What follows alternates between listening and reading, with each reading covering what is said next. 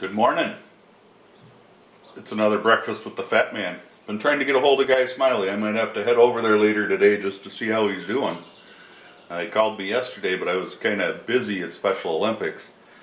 So I shot him off an email last night. Tried to call him this morning. So it looks like I'm going to fly solo because I haven't heard from him yet, but that's okay. That's my breakfast for this morning. A couple of sausage, egg, and cheese muffins. Should be good. I'll eat my breakfast. I already had my my banana. It's getting a little late this morning. Got my orange juice waiting for me, and we'll get back with you in a couple minutes. Oh, again, clean my plate. What can I say? Gotta go do dishes. I'll be back in a minute. Hey guys. Fat Man, I'm done with breakfast. On the table, I have a Beretta U22 Neos. Takes a little while. The safety, or the mag release is up here. It does have a safety and a slide release. The safety works backwards for my 1911. Down is on, up is off. Kind of backwards. I'll have to get used to that. When it's down, I notice that my hand hits it, but it is an ambidextrous safety, and I'm sure I'll get used to it. I picked this up used, got a good price on it. It has a rail on top for mounting optics. It also has adjustable sight. The rear sight is adjustable, the front sight is not. Which is fine. You only need one of them adjustable. But that's that. I will be going to the range shortly here and having a little plinking fun.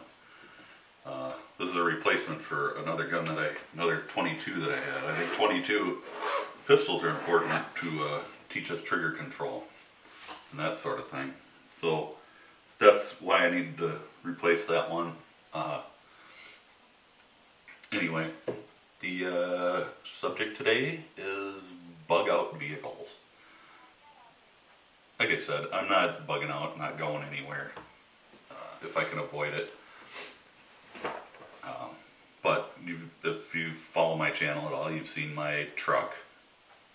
I do have an older F-150. I'll be taking the snow plow off it because I don't need to plow anymore. So that'll be up for sale if anybody's interested. Don't know what it's worth. It's kind of a mishmash. The pump and everything is a Western. The controls are Western, and the blade itself is from a Meyer plow. But it works good together. And I made my own mount for it and stuff. So anyway, that'll be going up for sale. My F-150, I think, is a pretty good bug out vehicle if it came to bugging out. It's an older truck. It's easy enough to work on. It's a 92. There's a pretty wide range of years where the parts will interchange. From like 86 to 96. A lot of parts will interchange with it.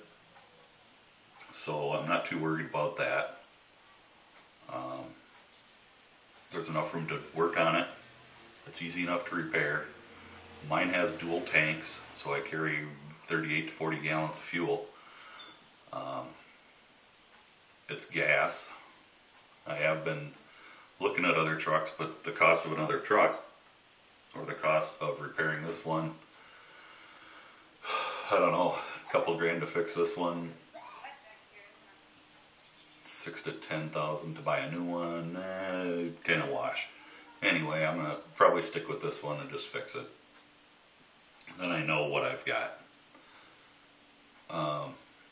Thought about doing a propane conversion to add to it. 100 pound propane tank, probably double the distance. I should at that point be able to get about, I would say, probably 700 to 800 miles on a fill. So that's pretty good. It's a pretty long drive. and I keep I've got standard size tires on it. It's a standard 5-hole rim, 235/15 tires. You know, I don't see a need to go to anything bigger. It's cool to go bigger. I have a friend that has roughly the same truck with 33s on it, and it's kind of a cool truck, but why? I don't see a need for it. It does everything I ask it to. So, but that's my take on a bug out vehicle. I think you want something that's easy to work on. You need to be knowledgeable about your vehicle as well. But you need something easy to work on. You need fuel capacity to be able to go a ways with it. I don't want to be carrying a bunch of spare gas cans. I certainly can, but I don't want to. So the 40 or so gallons that I carry on board get me 400 to 500 miles. I think that's pretty good. I have off-road capabilities.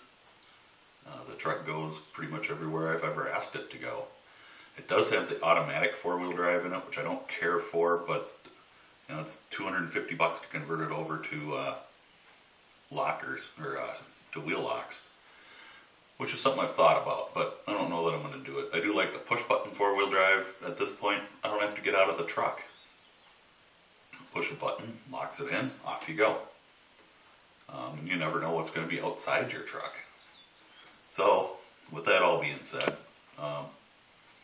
that's my take on bugging out. I pretty much would, if I have to go very far, I will go find a horse.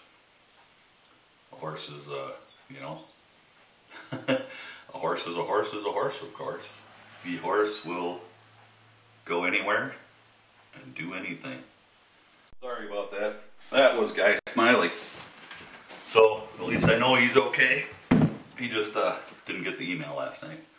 But, I don't remember where I was.